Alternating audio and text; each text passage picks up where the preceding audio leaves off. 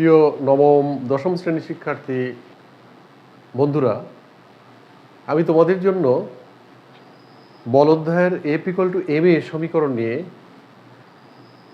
আলোচনা করব এবং এই সমীকরণের মধ্যে থেকে আমরা কতগুলো রাশি সন্ধান পেতে পারি এবং আমাদের জ্ঞানের গভীরতা বাড়াতে পারি সেই কৌশলটা তোমাদের জানিয়ে দেব। তোমরা যদি F=ma সমীকরণটা ভালো করে জানো তাহলে তোমরা অনেকগুলো রাশি সম্পর্কে তোমরা জ্ঞান অর্জন করতে পারবে এবং সেই রাশিগুলো জানা মানে তোমাদের যে বই আছে তার অর্ধেকেরও বেশি জ্ঞান এই F=ma সমীকরণ থেকে তোমরা অর্জন করতে পারবে। তো এসো আমরা লিখি F=ma।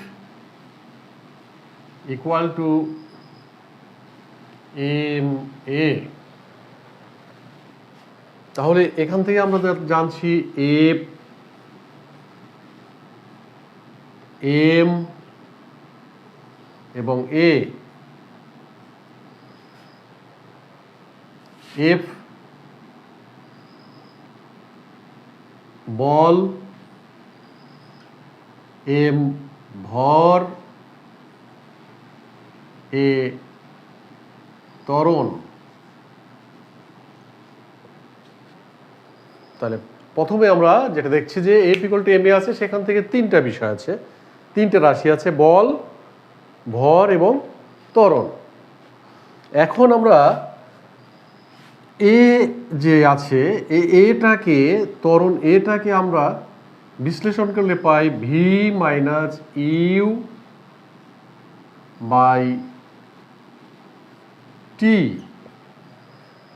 ত্বরণ সম্পর্কে আমরা জানি যে বেগের পরিবর্তনের হারকে ত্বরণ বলে। তাহলে এখান থেকে কি আবার জানতে পারছি এখান থেকে জানতে পারছি ইউ, ভি এবং টি।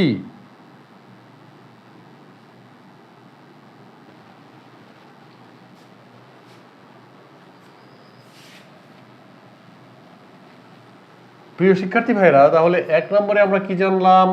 প্রিয় ভাইরা, আমরা এখান থেকে যে বিষয়গুলো জেনেছি কয়টা, 1 2 3 4 5, 1 2 3 4 5 ছয়টা বিষয় জানতে পারলাম। এফ,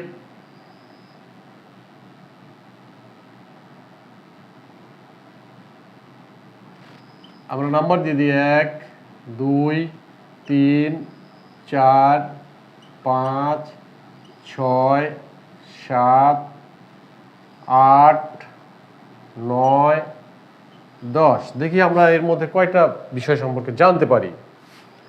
তাহলে জানলাম বল এফ, জানলাম ভর এম, ত্বরণ এ, আদিবেগ ইউ, শেষ বেগ ভি, সময় টি। 6টা। এখন আমরা যদি ভি কে বিশ্লেষণ করি, ভি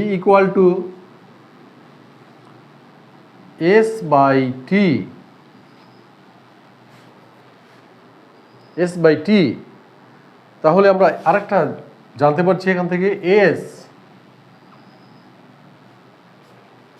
হলো সরণ, টি তো আমরা আগেই জেনেছি, 6 নম্বরে টি রয়েছে।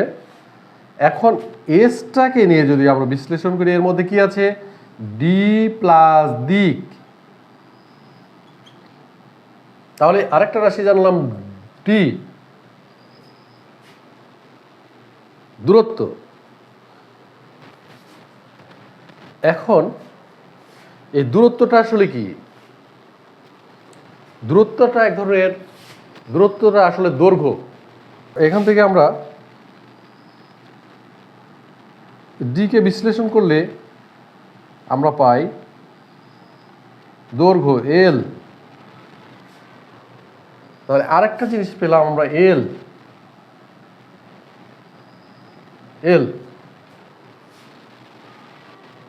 অর্থাৎ রাশি পেলাম, এই সবগুলো রাশি। তাহলে আমরা দৈর্ঘ্য পর্যন্ত চলে আসলাম। এখন বস্তুটা যদি স্থির অবস্থানে থাকে, একটা বস্তু আছে, এটা স্থির অবস্থানে যদি থাকে, স্থির, তাহলে একটা বিন্দু পাবো, আমরা একটা পয়েন্ট পাবো, বিন্দু, পয়েন্ট, একটা বিন্দু।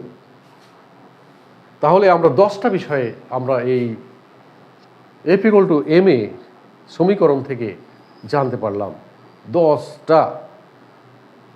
এবং এটাকে আমরা আরও ভালোভাবে জানার চেষ্টা করব যে এই কাকে বলে, কি তার মাত্রা একক কি, এটা কোন রাশি, মৌলিক রাশি না লব্ধ রাশি, এর একক কি, মাত্রা কি, এই সমস্ত যখন আমরা জানবো পুরোপুরি, তখন কিন্তু আমরা পদার্থবিজ্ঞানের অর্ধেকেরও বেশি জ্ঞান আমাদের মধ্যে চলে আসবে। কারণ আমরা পড়তে গেলে এই রাশিগুলোই আসবে বারবার।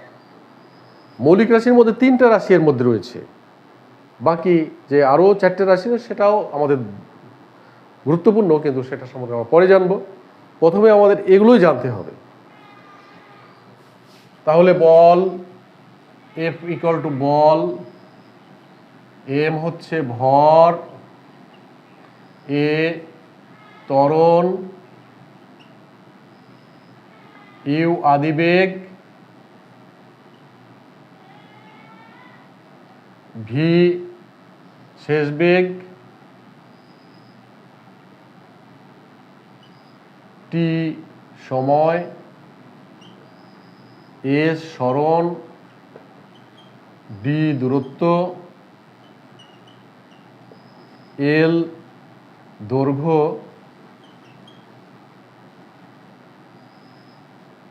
পয়েন্ট বিন্দু।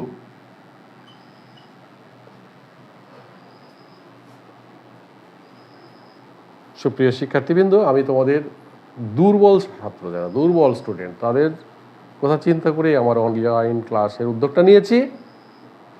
আমি চাই তোমরা সবল হয়ে ওঠো, এবং তোমরা যদি এইভাবে মানে যে কোনো একটা সমীকরণ নিয়ে সেটা ধরে যদি এভাবে বিশ্লেষণ করে খুঁজে বের করো সেখানে কি কি রাশি রয়েছে, এবং সেই রাশি সম্পর্কে ভালো করে জানার চেষ্টা করো। ভালো করে জানা মানে তার একক জানা, তার সংজ্ঞাটা একটু বুঝা, কাকে বলে বুঝা, কি জিনিস বুঝা, এবং তার একক জানা, মাত্রা জানা, এবং সেটা তোমার ভেক্টর রাশি না স্কেলার জানা, স্কেলার রাশি এটা জানা। এগুলো আমরা যদি জানি তাহলেই তোমাদের কাছে আস্তে আস্তে পদার্থবিজ্ঞান বিষয় ভালো লেগে যাবে এবং তোমরা সবল হয়ে উঠতে পারবে। তোমাদের সুস্বাস্থ্য, তোমাদের প্রজ্ঞা জ্ঞান উত্তরোত্তর বৃদ্ধি পাক, তোমরা ভালো থেকো, এই আশাবাদ ব্যক্ত করে আমি শেষ করছি। ধন্যবাদ। আসসালামু আলাইকুম।